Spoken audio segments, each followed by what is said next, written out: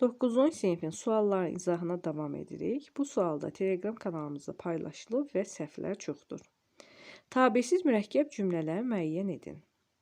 Tabesiz mürəkkəb cümlələr bilirik ki, bərabər hüquqlu cümlələrdən ibarət olur, bir-birinə tabe olmur və hər cümlənin öz qrammatik əsası olur. İndi bir-bir cümlələrə baxaq. Hamı sakit dayanmışdı, o narahat idi. Nə etmişdi? Dayanmışdı. Kim? Hamı. Necə idi? Narahat idi. Kim? O. Demək, hər cümlənin öz mübtədası var, öz qrammatik əsası var. Bu cümlə tabesiz mürəkkəb cümlədir. Bir-birindən də asılı deyil cümlələr. Ona görə tabesiz mürəkkəb cümlədir. İkinci cümlə. Hərçənd onunla danışmırdım, amma o söhbətə can atırdı.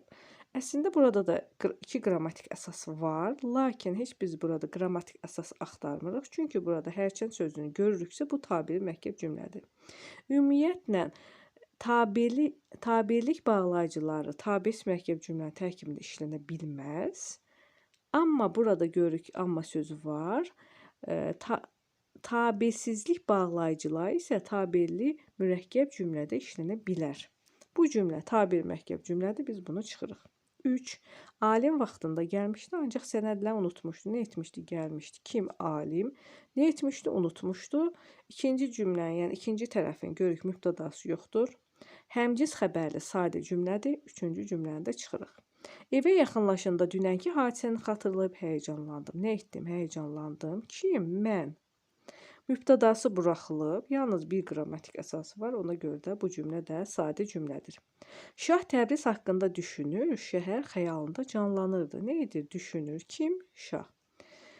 Nə edirdi? Canlanırdı. Nə canlanırdı? Şəhər canlanırdı. Burada diqqətli oluruq. Canlanan şah yox, şəhərdir. Hər cümlənin öz qrammatik əsası var. Hər hissənin öz qrammatik əsası var.